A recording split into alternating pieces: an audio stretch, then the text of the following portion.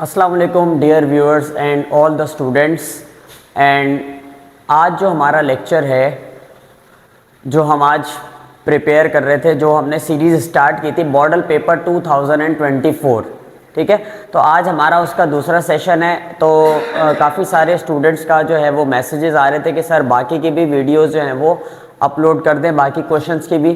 तो ईद के मौके की वजह से और एतकाफ़ की वजह से मेरी कुछ वीडियोस पहले आपको नहीं मौसूल हो रही थी, तो अब इंशाल्लाह ताला ये सिलसिला जो है वो हफ्ते में 3 बार ये सिलसिला जो है वो चलता रहेगा। तो आपको हर हफ्ते में 3 वीडियोस इंशाल्लाह ताला आपको मिलती रहेंगी, ताकि आप लोग इसको प्रिपेयर करते रहें। इसके अलावा जो आपको फेडरल कराची बोर्ड की तरफ से जो डेट शीट आई है वो 30 जून से अभी आपके पास पेपर्स जो हैं वो उसके बाद से उसका शेड्यूल है। तो 30 जून काफ़ी ज़्यादा टाइम होता है स्टूडेंट्स के पास, क्योंकि बुक चेंज हुई है। तो अभी भी बहुत ज़्यादा टाइम है कि वो उसके अंदर अपना सारा का सारा जो स्टफ़ है, जो मटेरियल है, जो न्यू बुक का है, वो भी आप अच्छे तरीके से प्रिपेयर कर सकते हैं। तो आज का जो हमारा टॉपिक है, पहले हमने लास्ट क्लास में क्वेश्चन नंबर 1 हमने किया था, जो कि एस्केप वेलोसिटी का था। उसमें न्यूमेरिकल भी आ जाता है एक, क्योंकि एट द एंड आपको उसके अंदर न्यूमेरिकल की वैल्यू फाइंड आउट करनी होती है। न्यूमेरिकल नंबर एक फाइंड आउट होता है हमें एंड में।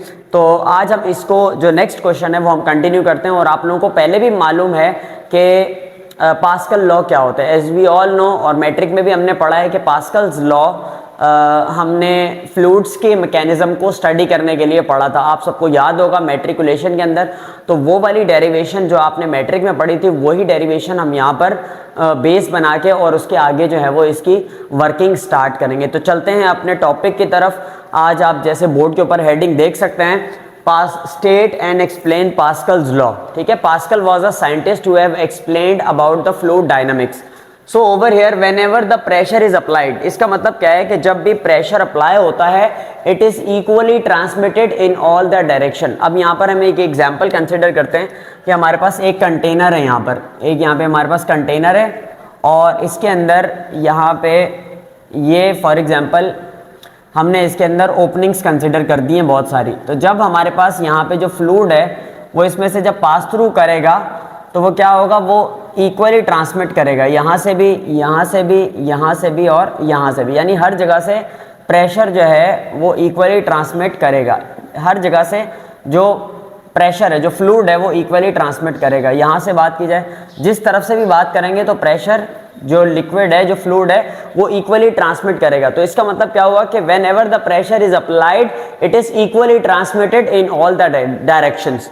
तो इसकी डेली लाइफ एग्जांपल हमारे पास क्या है, आपने डेली लाइफ में हाइड्रोलिक प्रेस को देखा होगा, सिरिंज को देखा होगा, टूथपेस्ट की एग्जांपल है हमारे पास। जब हम टूथपेस्ट को प्रेस करते हैं तो हर तरफ से उसके अंदर इक्वली प्रेशर ट्रांसमिट हो रहा होता है।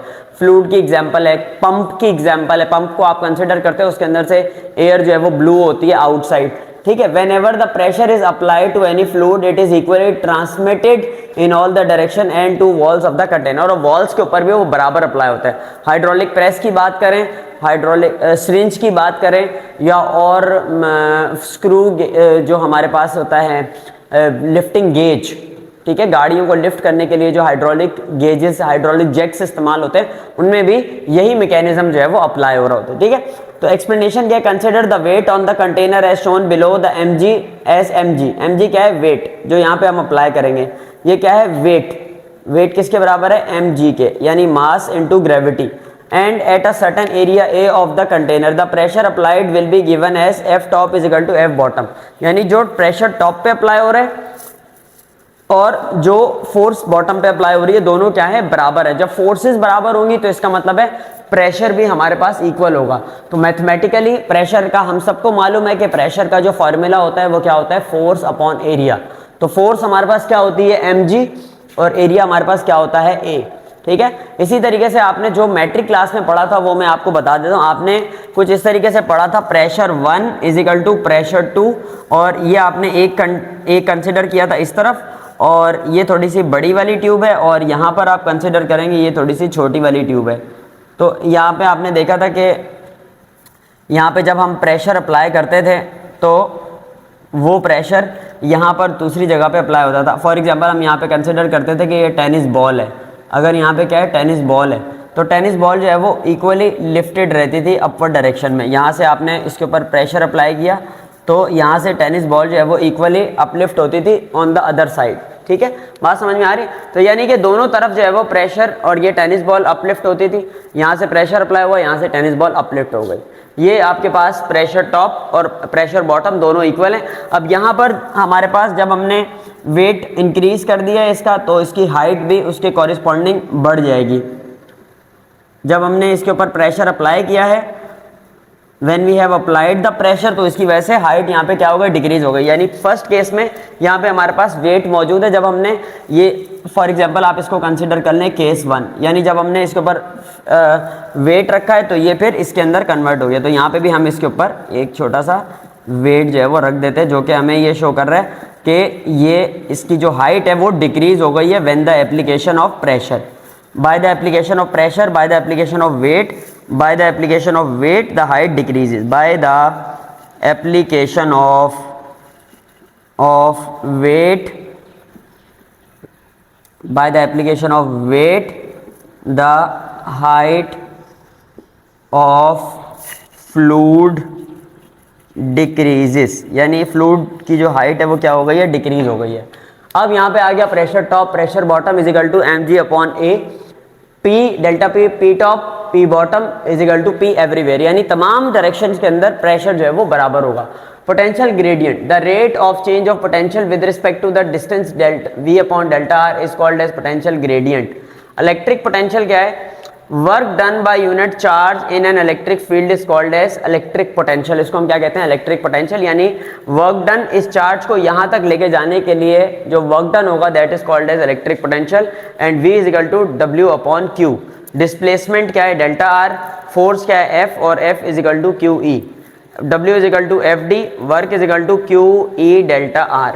और जब आप ई डेल्टा आर यहाँ पे रख रहे हैं तो वर्क डन को जब आप चार्ज से डिवाइड करवा देंगे तो ये हमारे पास बराबर हो जाएगा वोल्टेज के बराबर हो जाएगा, क्योंकि पोटेंशियल ग्रेडियंट क्या होता है, वर्क डन पर यूनिट चार्ज, और potential gradient v upon delta R भी होता है। v अपॉन डेल्टा आर की अगर हम बात करें, जैसे यहाँ पर हमने v अपॉन डेल्टा आर लिखा है तो ये बराबर है पोटेंशियल ग्रेडियंट के, लेकिन यहाँ पर वर्क डन पर यूनिट चार्ज बराबर है वोल्टेज के। ठीक है, और इसी तरीके से वर्क डन वोल्टेज बराबर है ई डॉट डेल्टा आर के। सही है, ई डॉट डेल्टा आर हमारे पास वोल्टेज के बराबर हो जाएगा। और अगर हम ई की वैल्यू निकालेंगे यहाँ से तो वो हो जाएगी v अपॉन डेल्टा आर, जो कि हम यहाँ पे पहले ऑलरेडी डिफाइन कर चुके हैं। डॉट प्रोडक्ट जब आप रिमूव करेंगे, ठीक है, जब डॉट प्रोडक्ट रिमूव होता है तो उसकी जगह पे हम सबको मालूम है कि कॉस थीटा आता है, हमने मैट्रिक में भी पढ़ा है, ट्रिग्नोमेट्रिक रेशियोज के अंदर।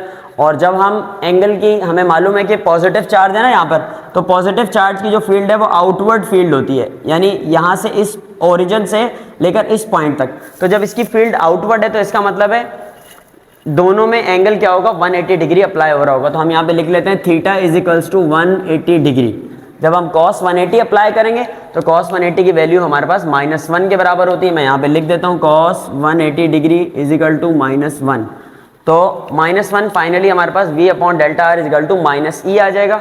Electric intensity is negative of potential gradient, यानी इलेक्ट्रिक इंटेंसिटी जो है वो किसके बराबर है, नेगेटिव ऑफ पोटेंशियल ग्रेडियंट के बराबर है। ठीक है, तो ये आपने छोटे से दोनों टॉपिक्स थे, ये आपने अच्छे तरीके से प्रिपेयर कर लेना है। इनको आपने राइटिंग में अपनी प्रैक्टिस ज़्यादा रखनी है ताकि आप लोग इसको पेपर में सॉल्व कर सकें। और आप लोगों को मालूम है कि मॉडल पेपर जब भी आता है कराची बोर्ड की तरफ से, उसमें से ज़्यादातर चीज़ें जो है वो बोर्ड के पॉइंट ऑफ व्यू से इंपॉर्टेंट होती हैं। ठीक है, तो होप सो आपको ये वीडियो में चीज़ें समझ में आ गई होंगी। इंशाल्लाह ताला हम नेक्स्ट वीडियो में मिलेंगे और नेक्स्ट टॉपिक्स के साथ। ठीक है, तब तक के लिए अल्लाह हाफ़िज़।